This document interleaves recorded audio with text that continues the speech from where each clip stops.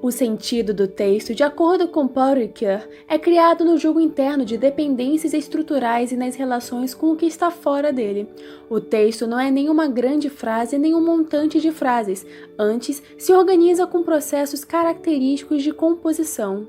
Mas antes de prosseguirmos, vejamos alguns conceitos de texto sob a ótica da linguística textual. Tendo como referência Koch, o texto é uma frase complexa ou signo linguístico mais alto na hierarquia do sistema linguístico numa concepção gramatical.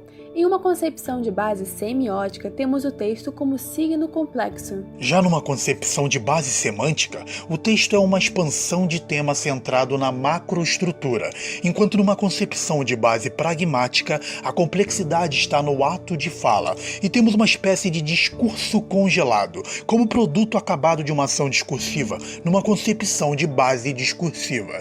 E ainda temos o texto numa concepção de base comunicativa, como um meio próprio de realização da comunicação verbal, enquanto numa concepção de base cognitivista, ele é um processo que mobiliza operações de processos cognitivos, e por fim, em uma concepção de base sociocognitiva interacional, o texto é um lugar de interação entre atores sociais e de construção interacional de sentidos. Entende-se assim que a linguística textual considera qualquer texto como texto. Em outras palavras, ela vê o texto como camada inicial, uma primeira classe, sem questionar se a esfera em que o texto é concebido e difundido condiciona sua natureza. No entanto, para a análise do discurso, é primordial ter ciência do campo, pois nas análises discursivas é na organização da escrita do texto, assim como no seu enunciador, que se tem o ponto de partida.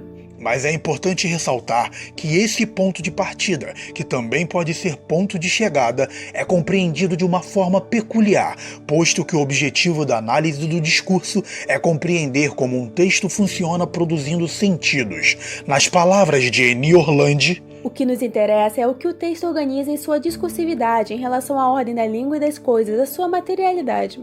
Quando dizemos que o texto é uma unidade significativa, estamos afirmando que a ordem da língua está ali enquanto sistema significante, mas não apenas isso. O texto é heterogêneo quanto à natureza dos diferentes materiais simbólicos, imagem, grafia, som, etc., quanto à natureza das linguagens, oral, escrita, científica, literária, narrativa, descrição, etc., e quanto às posições do sujeito. Portanto, como toda peça de linguagem, o texto é um objeto de interpretação.